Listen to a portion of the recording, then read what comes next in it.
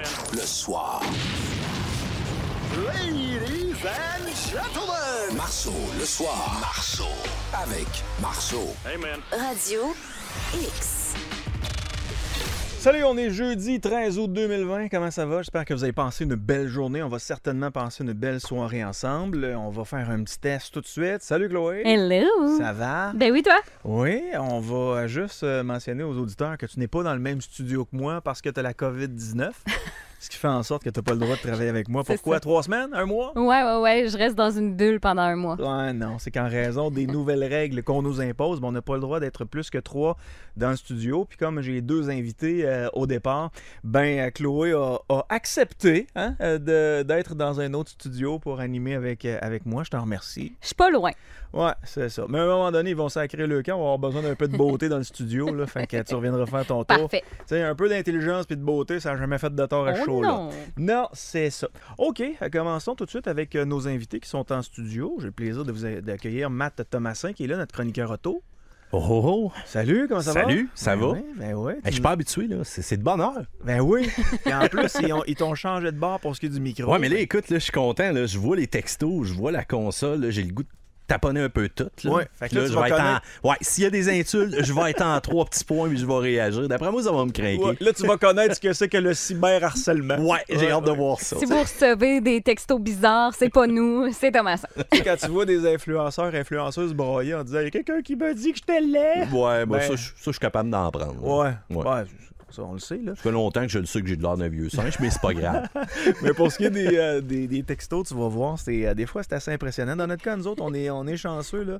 Mais des fois, je vous passer des messages qui sont pas super gentils. Tu as décidé de nous amener un de tes amis, une bonne connaissance à toi, Yes, Carl sir. Tremblay d'Occasion Ville de Québec. Salut, Carl! Salut, Comment ça va? ça va bien toi? Oui, ça va bien. Est-ce que tout est seté de ton bord? Yes, sir! Là, je suis on. Ben oui, là, t'es on. Content de t'accueillir. Bienvenue à Radio X. Est-ce que c'est ta première visite à Radio X? Oui, Oui. on commence. Pas trop nerveux? On va s'amuser. On va parler de char. Qu'est-ce qu'Occasion Ville de Québec? C'est une entreprise de vente de véhicules d'occasion. Ouais. Fait que nous, ce qu'on fait, ça fait 6 ans qu'on existe depuis le début août. Puis on est là pour être le plus transparent possible dans le marché puis être honnête avec les clients. Puis avant de partir ton entreprise, tu faisais quoi? Tu étais dans la vente de véhicules aussi? J'ai travaillé un petit peu ailleurs avant. OK. Puis j'ai une autre expérience antérieurement à ça en génie industriel. Donc j'ai toujours rêvé d'avoir une entreprise. Puis là, on a bâti Occasion Ville de Québec dans cette optique-là. OK. Vous êtes à quel endroit présentement? On est à Sainte-Brigitte-de-Laval, à la limite de Beauport. OK. Puis on a bien du fun. Donc, ça fait déjà plusieurs années que vous êtes là. Comment vous faites pour choisir les véhicules que vous allez vendre dans votre stationnement? Là? Comment vous faites pour choisir ça? Je me suis toujours posé cette question-là parce que moi, acheter puis revendre, il faut que je m'assure que ce véhicule-là se revende facilement. T'sais, dans le cas à moi, les véhicules que je choisis, bien souvent, c'est pas pour revendre, c'est pour utiliser jusqu'à la corde. Là. Matt sait de quoi je parle. Mais toi, dans ton cas à toi, tu dois acheter dans l'espoir, à un moment donné, de te faire un profit. Comment vous choisissez ça?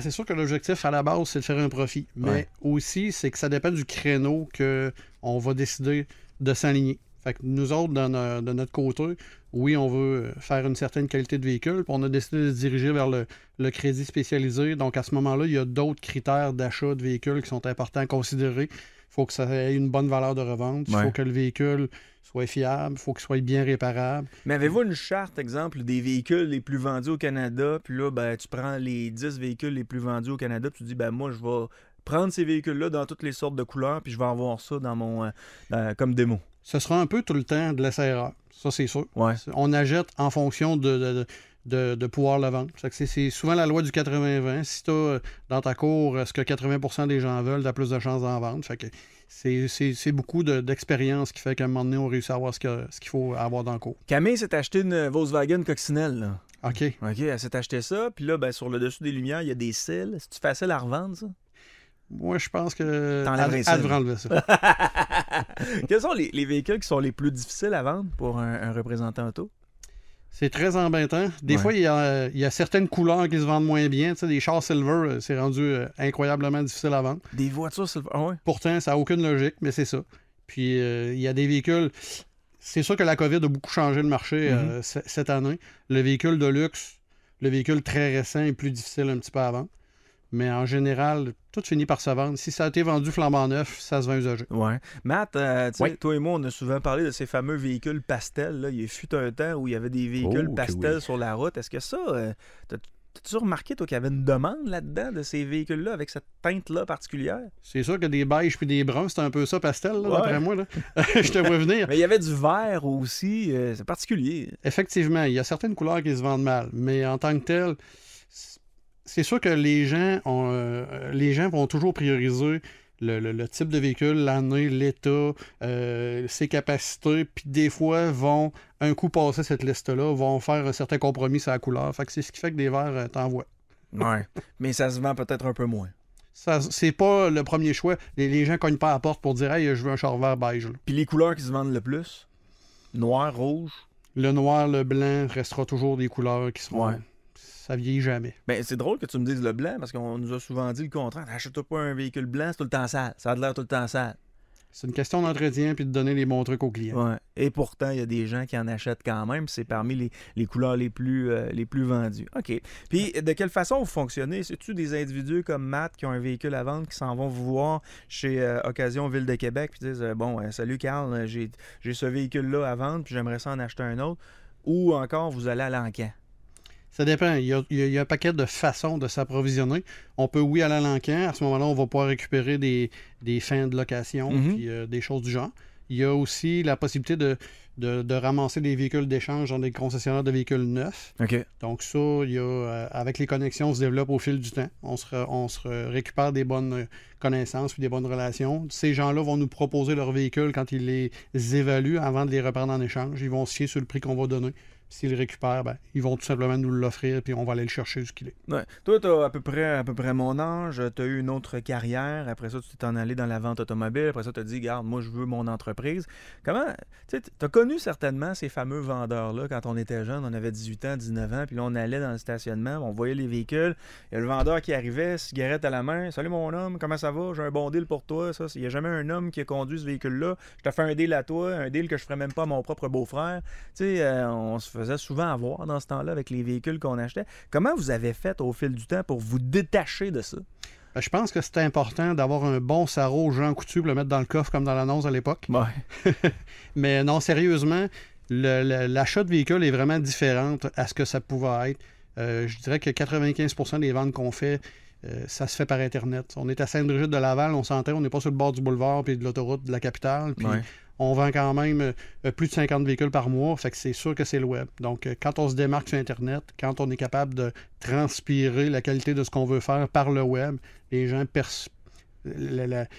vont percevoir ça, puis ils vont nous faire confiance, vont venir nous voir. Fait que c'est énormément le web. Okay. Quand tu dis par Internet, c'est les gens qui voient les véhicules sur votre page Facebook, exemple, ou tu peux les mettre sur Kijiji ou un autre truc pour vendre des voitures. Est-ce que pendant le temps de la pandémie, là, toi, à un moment donné, tu pouvais quand même continuer à vendre des voitures? Est-ce que tu en as vendu des voitures que les gens n'avaient même pas essayé? Je dirais que 80% de ce qu'on vend, les gens ne les ont pas essayés. Tout le temps. C'est Hey, capoté, ça. moi, ça vient de me faire frissonner direct là. Parce que, tu sais, on s'entend, c'est quand même le fun d'avoir quelqu'un qui est là du côté concession, si un peu on veut, versus le côté journalistique, versus ce qu'on nous dit ou encore versus ce qu'on recommande. Mais soyons francs, Matt va toujours vous recommander d'essayer le véhicule usagé avant de l'acheter et surtout de le faire inspecter. J'ai beau avoir confiance en Carl, là. Moi, je ne sais jamais d'où viennent certains véhicules usagés, puis c'est ça qui me fait peur. Mais tu sais, il y a de l'avantage à acheter usagé aussi, là. Pas de dépréciation tout de suite en partant. Les 2 premières années, souvent, c'est la personne qui a acheté le véhicule qui va avoir à payer cette dépréciation-là. Plus de choix selon le budget. Souvent, les gens m'écrivent de mon côté, « Matt, j'ai 30 000, je veux un VUS, je veux 3 rangées, je veux être capable de tirer 5 000 livres. » Je t'annonce que dans le neuf, ça n'arrivera pas. Bien souvent, on sauve de l'argent sur les taxes aussi. Les assurances qui coûtent moins cher. Le taux de financement, ça, à partir de là, c'est un autre discours, mais regardez toujours la facture finale et non pas magasiner un taux de financement. Ouais. Mais Matt, ça me surprend pas ce que Carl dit. J'ai jasé avec Simon Laberge qui vend des maisons et des condos ainsi que des édifices, puis des immeubles, devrais-je dire.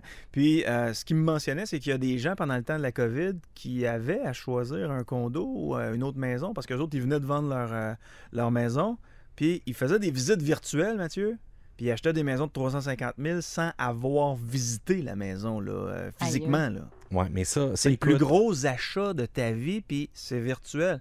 Je veux dire, on est rendu là maintenant en 2020. Là. Exactement. Même avec la pandémie, il y a même eu des règles qui se sont un petit peu, je dirais, slackées. Et c'est beaucoup moins sévère. On avait la possibilité de faire des livraisons à domicile. Ouais. Fait que les gens faisaient des achats Internet. On livrait le véhicule à domicile. C'est sûr que rendu à domicile, on le faisait essayer. Il n'y a pas de problème avec ça. Puis la plupart des gens disaient non, je n'ai pas besoin d'essayer. Signer un papier, t'es content pour repartir avec notre petit bonheur. Le client avait eu son véhicule chez lui. Puis ça a été vraiment une période où ça a changé beaucoup les perceptions. Puis c'est sûr que c'est pas n'importe qui va pouvoir faire ça. Un peu ce que Mathieu disait tantôt. Ben, je pense que c'est important de faire inspecter un véhicule, mais c'est important aussi de l'acheter à la bonne place. Ouais. Chez nous, je pense que nos reviews Facebook parlent tout seuls. J'ai 5 sur 5 depuis 6 ans. Fait que c'est sûr que t'achètes pas un véhicule sans le voir, sans le faire essayer, sans le faire respecter n'importe où. Par contre, je pense qu'on a réussi à développer une belle expertise. Puis ça a permis aux gens de faire des achats puis d'être à l'aise de se le faire livrer chez eux. Là. OK. Mathieu ou Carl, je ne sais pas, il y a des auditeurs qui commencent à vous poser des questions. Puis je vous invite à continuer de le faire au 88-670-9098. Si vous avez des questions par rapport à un véhicule, un nouvel achat ou encore votre propre véhicule. Il faut dire que vous n'êtes pas des mécaniciens. Es-tu mécanicien un peu? Avec le temps, on finit par apprendre pas mal. Parce qu'on a un mécanicien qui vient faire son tour, c'est Carbo. Mais oui. Pour ce qui est, si vous avez des questions par rapport aux autos, Tom et Carl sont capables de faire leur petit bout de chemin au 88-670-9098. Jean-Pierre dit, il semble que selon les sondages, les véhicules blancs, c'est les véhicules qui se font le moins accidentés. Est-ce que c'est vrai, ça? Ça se peut, parce que je peux dire que je connais quelqu'un qui a déjà eu une auto rouge, puis elle se faisait tout le temps foncer dedans, puis briser son char. Fait que... Moi, je trouve que c'est de la superstition tant qu'à moi, là, mais ça dépend du conducteur aussi. Il faut être quand même alerte au niveau de la route. Là. Mais oui, il y était un temps où est-ce qu'on disait, tantôt on parlait de gris qui se vendent difficilement. Soyons francs, c'est peut-être une couleur un peu plate, mais c'est celle-là qui vieillit le mieux. T'as beau avoir une graphing, ça ne paraît pas. Le véhicule a beau être sale en plein milieu de l'hiver, ça ne paraît pas. Mais là, il y a différentes tons de gris aussi. Le gris clair ou encore le gris foncé, où on va même avoir des genres de gris miroirs un peu qui vont changer de couleur au travers du temps. Il y en a même qui nous disaient par texto, Lily, qu'elle avait une décapotable vert pastel, le toit était vert menthe, parce qu'elle l'est fait voler. Fait qu'il faut croire qu'il y a de l'intérêt à quelque part. Mais tu vois clairement que c'était une joke entre voleurs. Là. Non. Il y avait peut-être de l'intérêt à se promener avec un véhicule voyant. Comment? C'est clair qu'il a perdu une gageure, voilà ça. Mais ça, c'est une autre affaire. Il fut un temps où il y avait des voleurs qui faisaient le tour des concessionnaires puis qui volaient des voitures. Il y avait encore ce type de problème-là. Ça arrive encore. Chez nous, c'est pas arrivé, mais je peux te dire que ça arrive.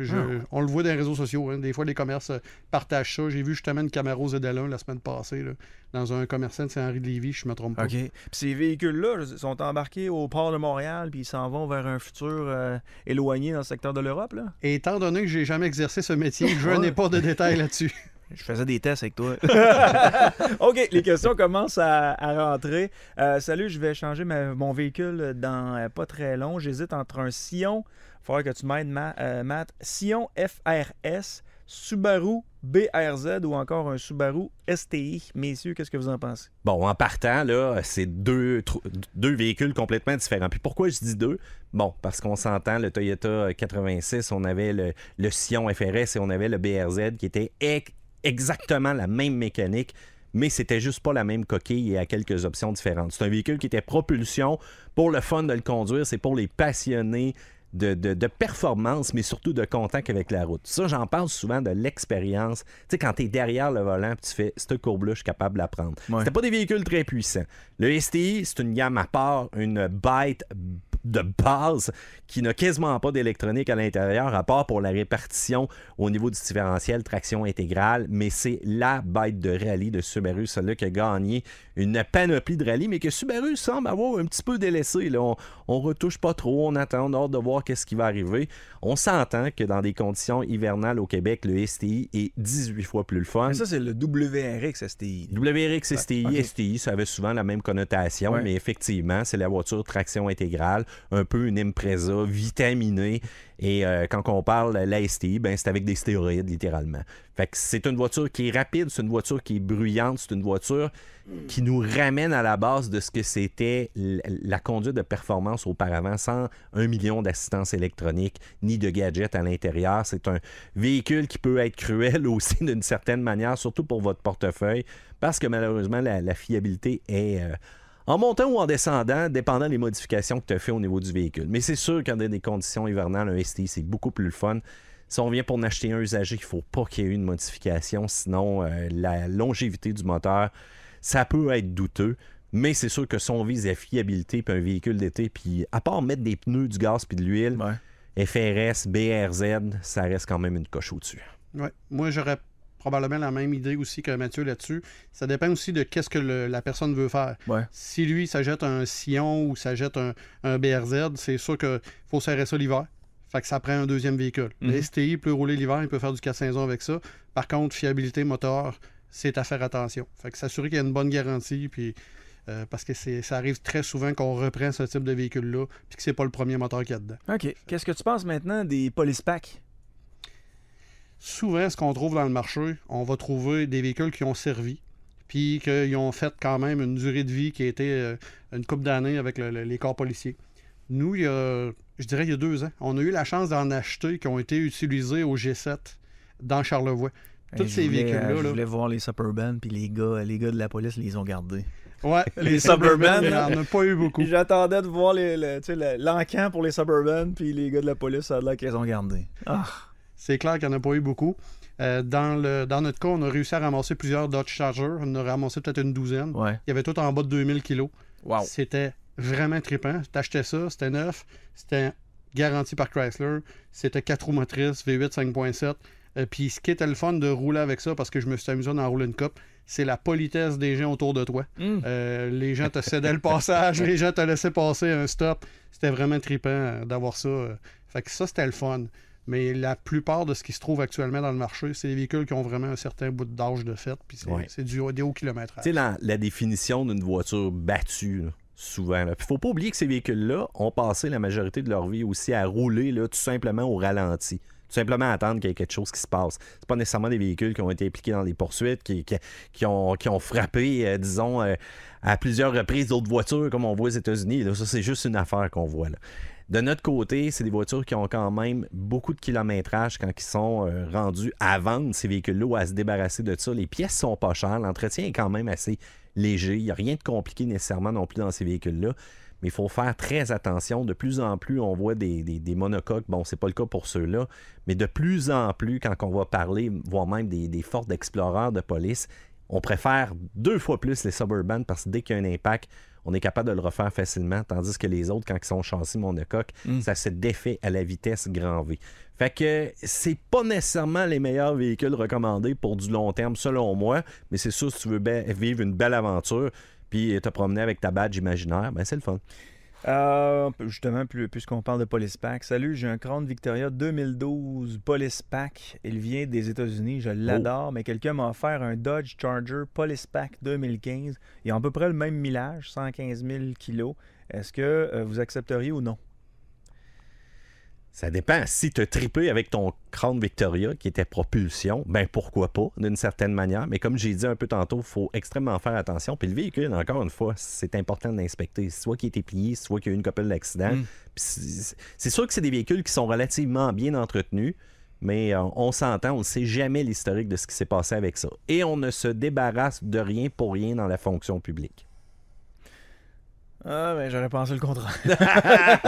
Nouveau Frontier 2021, est-ce que vous en avez entendu parler? Bon, j'en ai entendu parler de mon côté. Ce qui arrive avec le nouveau Nissan Frontier, ben, c'est qu'on devait avoir un nouveau moteur et une nouvelle transmission du côté canadien. Parce que oui, ça fait très longtemps que le Frontier est dû pour un dessin. D'après moi, c'est le véhicule le plus vieux présentement sur le marché qui n'a jamais été touché, jamais été changé. Ça fait très, très, très longtemps. Ce que Nissan avait dit, inquiétez-vous pas, là, on arrive avec un nouveau moteur, nouvelle transmission, ça va être dedans du côté canadien. Ben, c'est juste les États-Unis qui vont l'avoir.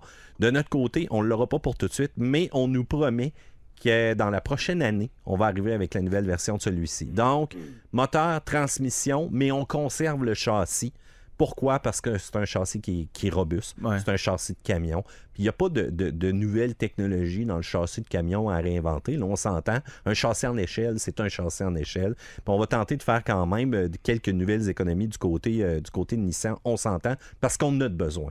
Mais allez voir ce qui se fait du côté de l'Australie.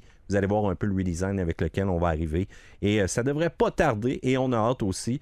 La mode des camions, là, tantôt justement, on parlait avec Carl des véhicules en demande. Présentement, les camions mènent le bal du côté des ventes canadiennes. Et que ça écœure les Greens. Et ça écarte les Greens, ça n'a aucun sens. Mais en même temps, les berlines ont encore la cote. Et quand tu regardes ça, la camionnette compacte vit un certain regain. Fait que c'est ça qui est intéressant de voir. Mais on va attendre le nouveau dessin, je te dirais, d'après moi, en 2022. Mais il va être annoncé quand même là, sous peu, là. OK. Ce qui est un peu fou, c'est que Nissan en vend encore de ce modèle-là. Ben oui. Je pense que les chiffres sont encore bons, Ouais. malgré que ça a commencé en 2005, cette génération-là, malgré qu'il y a certaines années où ce que moi j'ai vu des troubles de moteur et de transmission, puis Mais le c'est le design- même 4 litres, c'est la même affaire, le même design, même grille. Mais le design est beau, Carl. Exact. Ouais. C'est intemporel. C'est un camion qui se vend super bien. C'est comme les Toyota Tundra, ça fait un petit bout qu'ils n'ont pas changé de modèle. Ils en vendent encore. Oui, ça vrai. s'en vient. Tundra, là, c'est vraiment dû pour, d'après moi, 2022, modèle 2023. Là. va être très bien. Puisqu'on est dans le Nissan, il y a un auditeur qui écrit « Salut, Nissan Rogue 2020, côté transmission, vous en pensez quoi?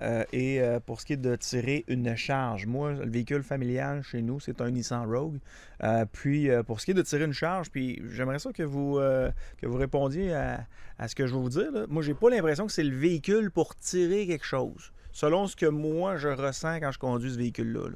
Ben, moi, je vais y aller tout de suite. Les transmissions, c'est un coup de poker. Les CVT, veut pas. Du côté des États-Unis, ils ont eu la chance d'avoir une extension au niveau des garanties. Ouais. Du côté canadien, on n'a pas encore fait de move, mais malheureusement, ce n'est pas leur point fort. Et quand tu remorques, tu sollicites quoi? La transmission en premier. Fait que c'est sûr que c'était l'intention, puis si tu l'as le véhicule présentement, cours tout de suite te mettre un refroidisseur de transmission sans presse, parce que c'est pas non plus le véhicule qui est fait pour ça en tant que tel. Et il y en a qui ont des problèmes à pu finir, puis il y en a qui n'en ont pas de problème.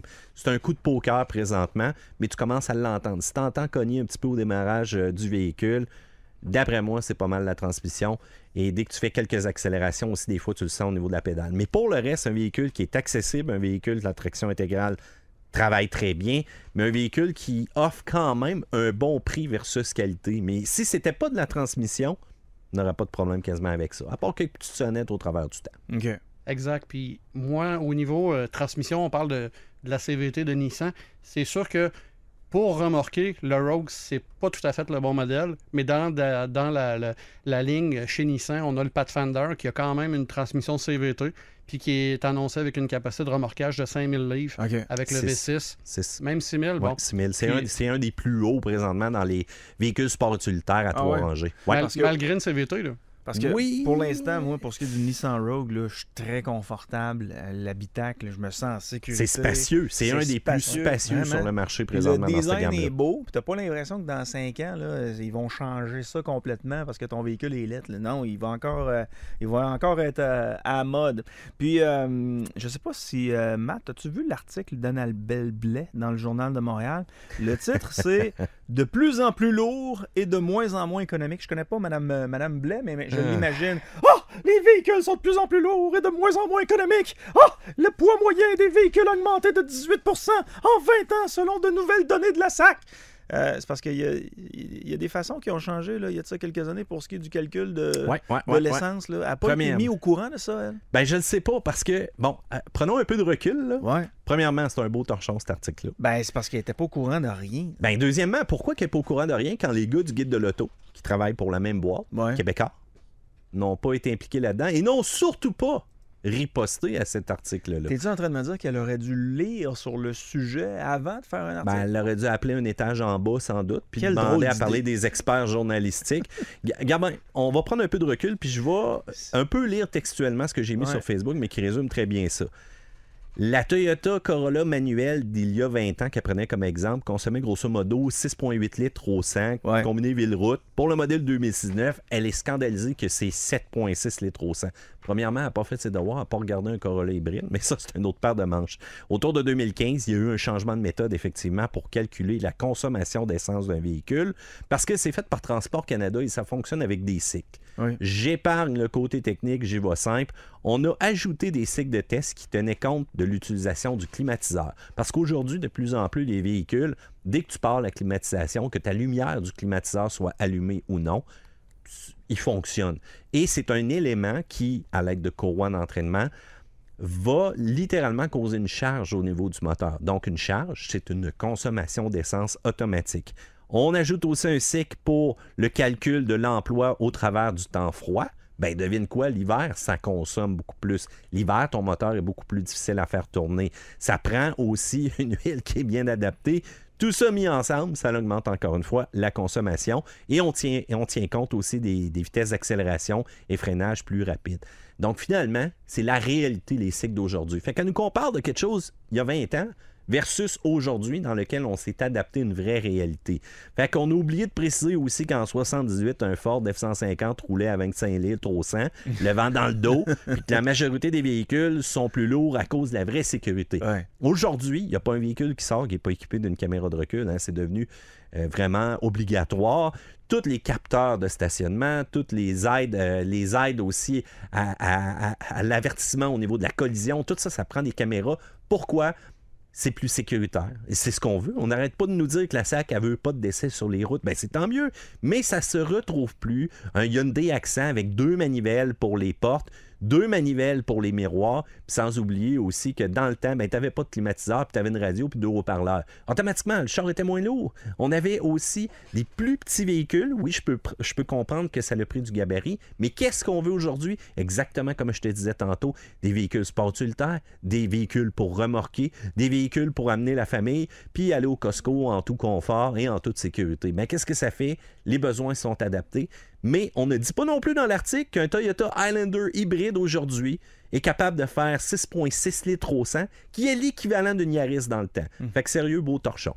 Mais j'ai trouvé ça particulier, cet article-là. C'est comme si elle s'était pas informée sur le sujet dont elle parlait, puis elle a juste pris des statistiques, puis elle a dit, ben voici le poids moyen des véhicules a augmenté de 18 % en 20 ans, selon des nouvelles données de la SAC, mais elle n'a pas parlé à personne. C'est sûr que je pense que ce qui était l'objectif là-dedans, c'était de créer un effet puis de vouloir passer un élément qui fait peur aux gens. Et qui faisait son affaire. Qui faisait son affaire. Le but, c'était vraiment de prouver son point. Mais c'est sûr que les gens, en général, si tu regardes dans les entrées de côte, tu te promènes un peu dans un quartier résidentiel, ben, les 2 véhicules, c'est 2 VUS. Ouais, mais comment pèse une Tesla Model 3? Ah, c'est très pesant. C'est extrêmement lourd à cause de toutes les batteries, de tous les moteurs électriques qui sont malheureusement plus lourds qu'un véhicule régulier. Un Corolla hybride va être plus lourd qu'un Corolla régulier. Pourquoi? Parce que ça demande du poids pour les batteries. Il faut traîner ça, cette charge-là. Puis devine quoi? Oui, c'est vendre d'une certaine manière, mais de l'autre côté, si on prend juste son dénominateur du poids, ça n'a pas rapport. Pas en tout. 0 bonne barre. Donc, c'est un article d'Annabelle Blais dans le Journal de Montréal, si vous voulez le consulter ou encore l'utiliser pour aller aux toilettes. Question pour les gars ce soir. Est-ce que tu recommandes le Nissan Versa Note? Et si oui, quelle est la meilleure dans l'usager? Est-ce que c'est la 2015, la 2016, la 2017, la 2018? On évite la 2014, on évite un petit peu la 2015 aussi. On commence à y aller avec 2016. On peut mettre la main aussi sur une Versa qui était manuelle. On enlève les problématiques de CVT qu'il y avait au travers de tout ça. C'est un véhicule qui s'y déplace du point A au point B. That's it. Il n'y a pas d'excitation à avoir derrière le volant. Relativement fiable aussi en transmission manuelle. Moi, j'ajouterais que quand on en a une en stock, c'est assez long à vendre. Fait que c'est clair que faut pas oublier la valeur de revente de ce véhicule-là. C'est assez difficile à vendre. Donc, ça vaut moins cher quand on le revend. J'ai jasé avec un gars qui fait le même métier que toi, puis il me racontait que bon, il avait acheté à sa conjointe un véhicule. C'est un véhicule quand même de luxe, le Mercedes gros modèle et tout ça. Puis elle a roulé avec ce véhicule-là pendant 1 an. Puis quand elle l'a revendu, ben rouler avec ce véhicule-là pendant 1 an, ça y a coûté à rien. Ça arrive souvent, ça? Ça peut arriver. Les changements, c'est beaucoup saisonnier, les prix des véhicules. Mais comme là, cette année, La COVID fait quelque chose de différent. Exemple, quelqu'un s'est acheté un pick-up il y a peut-être 1 an, peut le revendre le prix qu'il a payé maintenant. Pourquoi? Parce qu'il y a 2 critères, il y a 2 événements qui se sont passés dans le marché. C'est qu'avec la COVID, il y a des usines de fabrication qui ont été fermées. Fait que les grosses usines de fabrication de camions américaines, ça a fait que l'approvisionnement n'est plus là. Actuellement, les concessionnaires de véhicules neufs, ils ont presque plus d'inventaire. Et ils n'ont pas d'usagers non plus parce qu'ils n'en reprennent pas, ils ne vendent pas de neuf. Fait que là, il y a une très grosse rareté qui a été créée par ça dans le camion actuel. En plus que l'exportation a repris de plus belle, le dollar canadien baissant devant l'américain, ben, ça fait en sorte que tout ce qu'il y a sur le marché est exporté. Fait que les camions sont hyper rares. Tu as à peu près 15 acheteurs pour un camion en stock, ce qui fait que tu le vends plus cher cette année que tu l'as payé l'année passée. Question pour Carl Tremblay d'Occasion Ville de Québec. Ma location Sorento se termine en septembre. J'adore le véhicule. J'aimerais acheter un VUS usagé de 2 ans environ pour 30 000 $, plus luxueux. La proposition, est-ce que j'achète ou je reloue? Budget environ 500 $ par mois. Ça dépend toujours aussi de qu'est-ce qu'on avait. Donc là, tu me parlais d'un Sorento, hein? Oui. Fait que ça dépend si c'était un 4 cylindres, si c'était un 6 cylindres. Mais je dirais qu'en général, le Sorento, dans sa motorisation V6, est très populaire, très aimé, très fiable. On n'entend pas de critères négatifs. On a vu souvent qu'avec le 2.4, c'était un peu différent. Donc, quand on voulait le garder longtemps, c'était peut-être pas aussi fiable que le V6. Mm-hmm. Je dirais que c'est un bon achat. Si la personne a aimé le Sorento, puis veut retomber là-dedans, je dirais que c'est une bonne idée d'aller vers ça encore. Je continue. Salut, je regarde pour acheter un Alfa Romeo Stelvio Sport 2018. Selon vous, messieurs, est-ce que c'est un bon choix?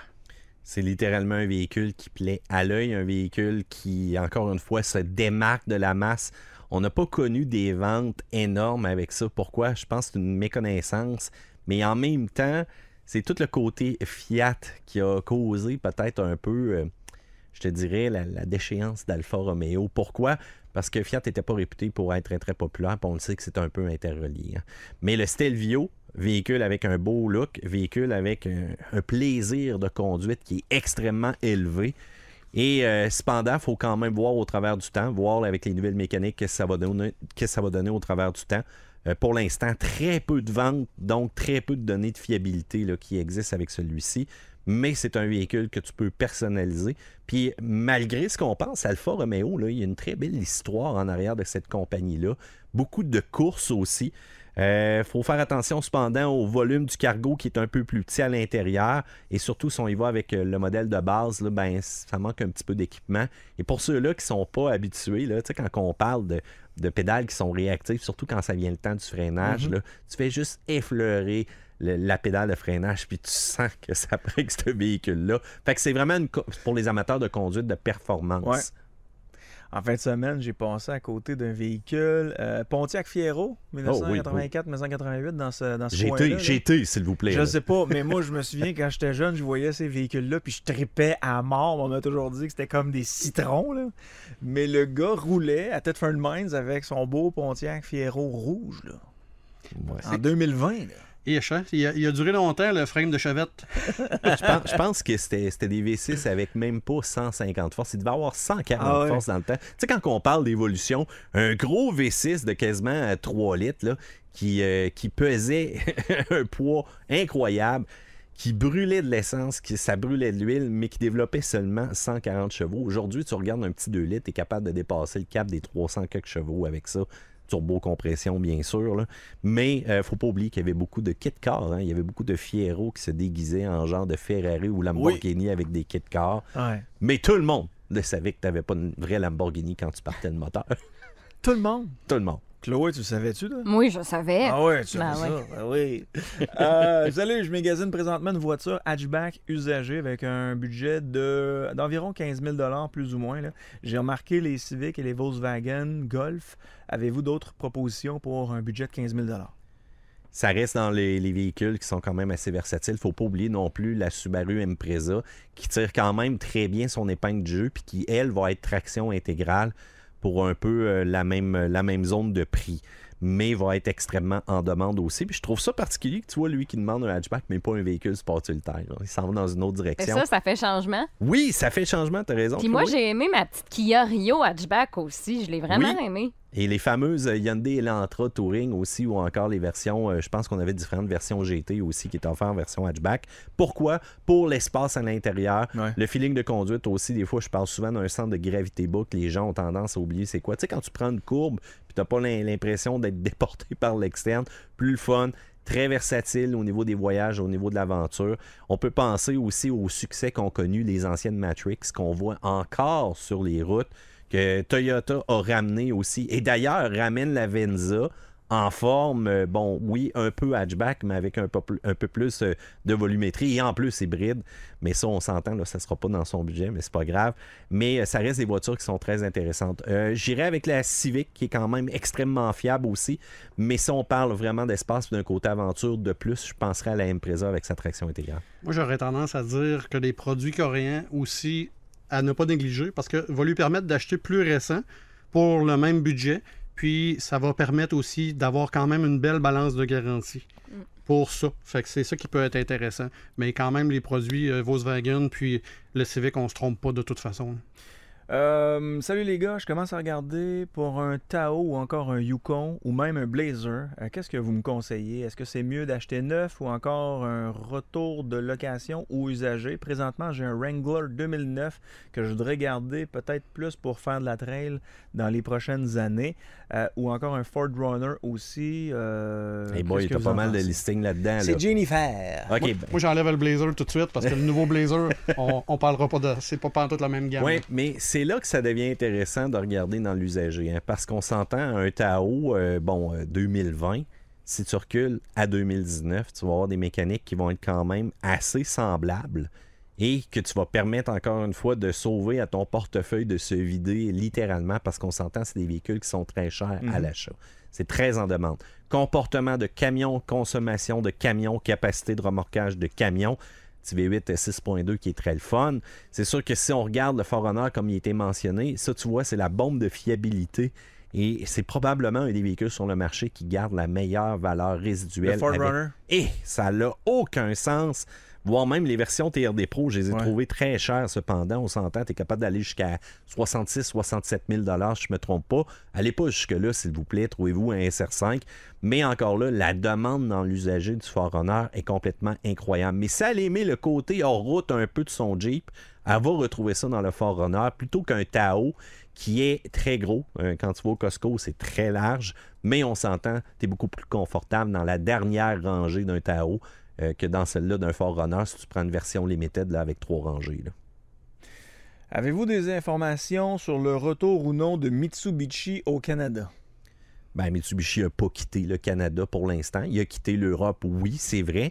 Cependant, Mitsubishi, la Mirage s'en vient avec une nouvelle version. Du côté européen, ils sont très déçus. Ils pleurent parce qu'ils n'ont pas le nouveau Outlander PHEV. Cependant, de notre côté, sous toute réserve, on va l'avoir. C'est encore dans les plans. Mitsubishi nous a envoyé des courriels aussi dernièrement.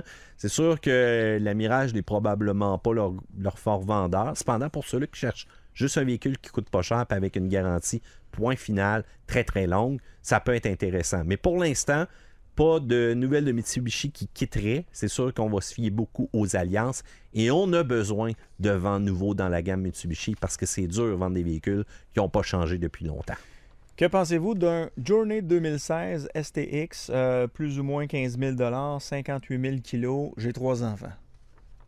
Peux-tu y aller, Carl, celle-là? Ouais. On a déjà eu la cour des Journey, je l'ai même fait des essais. Le modèle SX3, c'est quand même... On en a toujours en stock, on en tient tout le temps parce que c'est des véhicules volumineux, très abordables, qui sont souvent en mode 7 passagers, vont être une super belle alternative à la fantastique caravane que des fois les gens ne veulent pas porter l'étiquette de la caravane, mais c'est très volumineux. C'est un véhicule 3.6, le moteur est super fiable dans le cas du SX3, mais je dirais... Par contre, il y a certains autres points sur le véhicule que c'est un petit peu moins fiable au niveau frein, au niveau bearing de roue. C'est un petit peu différent à ce qu'on voit là, dans d'autres modèles. Puis dans le cas du SX3, on va avoir une traction avant, on n'aura pas une 4 roues motrices. Mais je pense que on va payer quand même un prix super abordable à comparer à la compétition. Ouais. Surveillez vos gasquettes de tête aussi dans le V6 parce qu'on s'entend, le Pentastar, ça a toujours été là, ces petits up and down. Faites une surveillance aussi au niveau de vos consommations d'essence, des fois qui peuvent varier puis qui peuvent annoncer certaines problématiques. Pour le reste, ça faisait la job. C'est un véhicule qui était pas cher avec de l'espace. Mais qui dit pas cher, reste dans une qualité un peu inférieure à ce qu'on retrouve au niveau japonais, voire même coréen. On s'est amélioré en fin de ligne, mais les premières années, à faire attention là, du Journey. Exact. OK. Je regarde encore dans les questions des auditeurs. Là, il reste quelques minutes. Kia Forte 5 2016, 108 000 kg. Est-ce que c'est une bonne voiture selon vous pour faire quelques années à bon prix? Combien de kilos t'as dit? 108 000. 108 000. Et tabarouette, la personne qui l'avait avant, elle roulait pas mal. Au-dessus de 25 000 kilos quasiment par année facile. Là. J'en fais 60 000, moi. Ouais, mais tu vois bien que t'es pas normal. Ouais. Puis tes véhicules, t'es gardes longtemps. T'es Oui. vendu? Juste à la corde. Ouais, c'est ça. Jusqu'à la corde. Mais le véhicule familial, je ne ferai pas 125 kilos par jour. Ça n'a pas de maudit bon sens. Je vais perdre ben trop. Fait qu'en prenant un véhicule qui est usagé, qui peut durer plus longtemps... Ben... Mais tu dis, je vais perdre ben trop. Faut pas que tu regardes ta perte. T'achètes un véhicule parce que tu en as besoin. Oui. Faut que tu regardes à très long terme. Est-ce que ce véhicule-là, la dépense que tu vas avoir fait, est-ce que tu l'as maximisé? Ah, je comprends ça. Mais je veux dire, tu sais, le Nissan Rogue, exemple que j'ai, là. Ouais. Dans 3 ans, là, il va être rendu à quasiment 200 000 kilos. Je veux dire, ça fait mal au cœur, Mathieu. Là. Ben, je sais. Ouais. Mais tu sais, c'est ça un véhicule. C'est fait pour rouler. La majorité des véhicules, j'entends que le Non, mais en même temps, t'es sûr que le véhicule n'est pas resté immobile pendant longtemps dans un banc de neige. Exactement. Parce que de ce temps-ci, la situation COVID, qu'est-ce qu'elle crée? Elle crée des véhicules qui ne bougent pas. Ouais. Et là, la mode présentement dans les garages, là, c'est quoi? C'est des freins. C'est de l'entretien, c'est du nettoyage de freins, c'est des disques qui rouillent, c'est des bons vieux calipers qui jamment.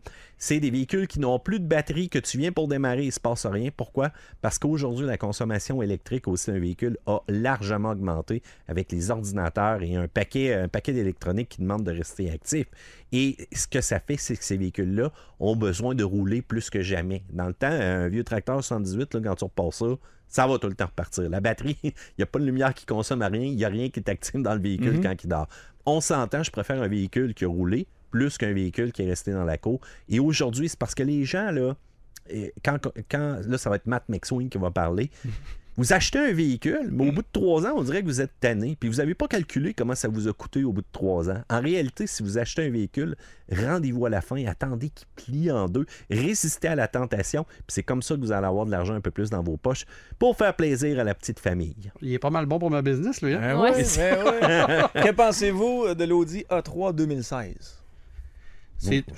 Moi, je pense que c'est un bon véhicule. La motorisation, il y avait le 1.8 puis il y avait le 2 litres T. Je pense qu'il faut beaucoup s'orienter vers le 2 litres T qui est pas mal plus intéressant. Ben, c'est un véhicule qui est à connotation sportive. Hein. Quand on parle d'Audi, un A3, ça doit marcher bien, ça doit être pas pire. En réalité, pas vraiment. Le moteur de base était littéralement pas le fun. Ça n'a pas d'accélération, ça n'a pas de pep. Tu as l'image, oui. C'est un classique, il faut que tu t'attendes à vivre avec quelques petits problèmes électriques une fois de temps en temps, avec une lumière brûlée une fois de temps en temps, mais que tu ne trouveras jamais pourquoi qu'elle va brûler tout le temps. Mais reste qu'ils se sont améliorés aussi beaucoup dernièrement. Un véhicule qui va donner un certain fun, un look luxe là, qui est quand même intéressant, même pour le A3, puis qui était très accessible aussi côté prix. Mais faites attention, les réparations, le coût des pièces sont plus élevés que la normale aussi.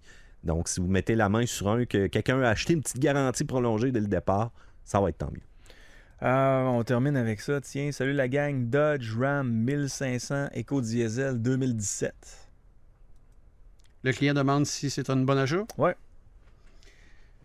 Je vais laisser Matt parler de l'éco-diesel. C'est au ça, moins. fais-moi de passer à la palette quand ils sont pas très... Non, écoutez, on a eu des up and down avec ce véhicule-là. Puis si vous tenez à votre portefeuille, restez loin de ça. Je pense C'est que clair. le 5.7 EMI, c'est un moteur que oui, va consommer de l'essence. Mais À long terme, va peut-être avoir des petits problèmes de fiabilité, mais pas à court terme comme l'éco-diesel. non, écoute, je salue Erika, d'ailleurs, qui est mon éleveuse au niveau de mes bouviers bernois. Elle a fait l'expérience de ça. Puis crois-moi, c'est pas pour rien que... J'ai hâte de ton éleveuse de quoi? Ouais, de bouviers bernois. Un nouveau trip sadomaso? Et je vais pas te dire toute son histoire, mais crois-moi, elle est bien aujourd'hui avec son Highlander plutôt qu'avec son Ram diesel. Ouais, ça a été une histoire, une épopée. Écoute, on a eu différents problèmes, même au niveau du démarrage l'hiver. Écoute, la solution, c'était de mettre une genre de jaquette en avant des grilles. Là, le Jeep Wrangler, en passant, arrive avec cette motorisation-là diesel. Laissez le temps un peu se passer. C'est une motorisation qui est le fun pour une chose. La consommation d'essence est incroyable. Le couple est incroyable. C'est super le fun de remorquer avec ça, mais tu veux pas remorquer et tomber en panne. Aussi simple que ça. Je dirais à la personne, le meilleur conseil que je pourrais pas y donner, c'est, oui, de le faire inspecter un petit peu comme on dit toujours, mais d'avoir une bonne garantie prolongée. Oui, vraiment. Salut les gars. J'envisage de changer mon Jeep Wrangler. Mon choix serait... Oh non, je sais pas ça. C'est moi qui veux. C'est moi qui veux ce véhicule-là. Qu'est-ce que tu veux? Moi, je tombe en amour à tous les jours, tu le sais. Là. Ben, tout le temps. Le Gladiator Rubicon. Là, Ah, oui.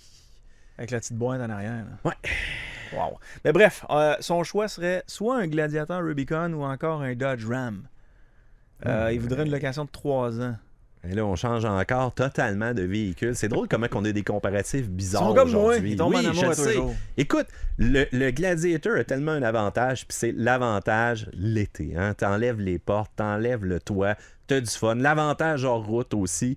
Écoute, il y a même des mécaniques qui sont très similaires puis qui sont partagées aussi souvent avec Ram. On s'entend. Si tu prends le gros camion, le Ram, c'est parce que tu as besoin de travailler avec. Tu as besoin de mettre quelque chose dans la boîte puis de remorquer. Lui, il va avoir cet avantage-là aussi d'être plus confortable sur la route.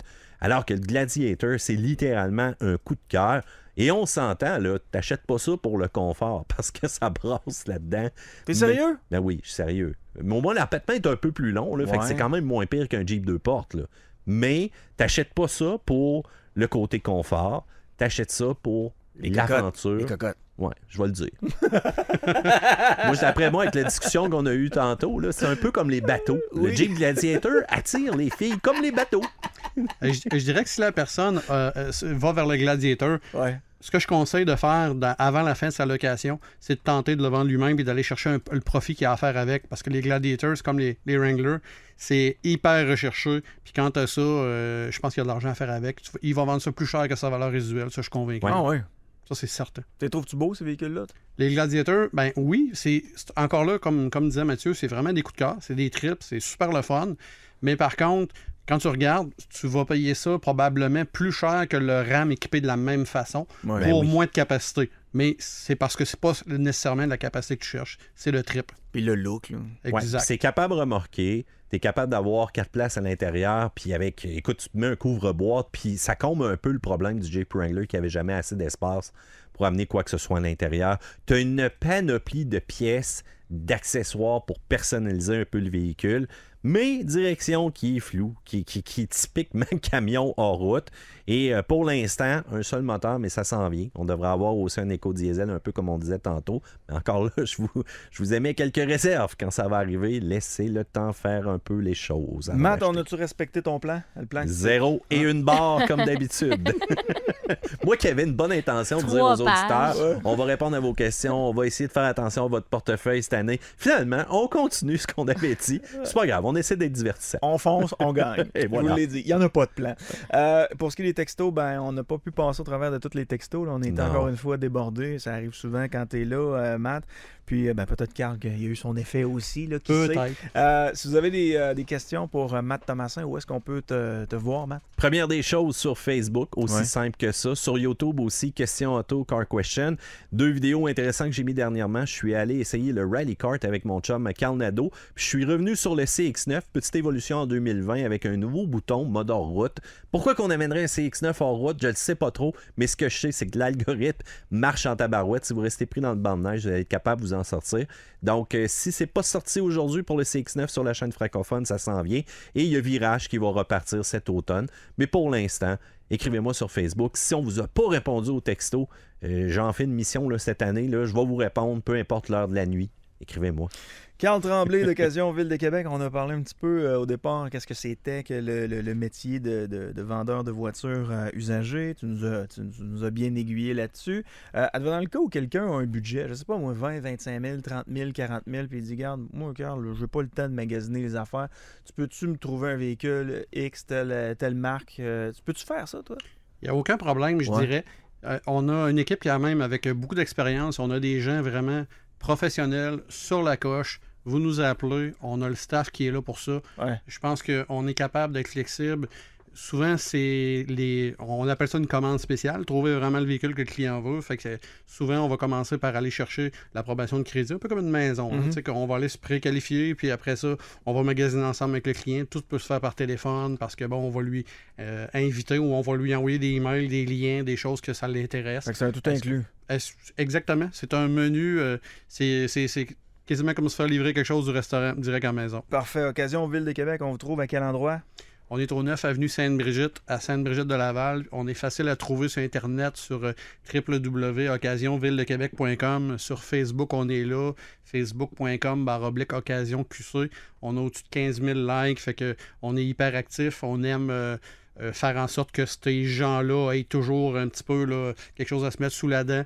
On a beaucoup d'inventaire, ça tourne vraiment beaucoup. N'hésitez pas, dans la messagerie, à nous poser des questions, on est là, puis on répondra à tout le monde. Fait que j'espère avoir le plaisir de t'en jaser. Puis pour ce qui est de Matt, tu reviens la semaine prochaine? Ben oui, semaine prochaine. Heure, même boss. Merci beaucoup, messieurs. Merci. Bye bye. Marceau, le soir. Radio X.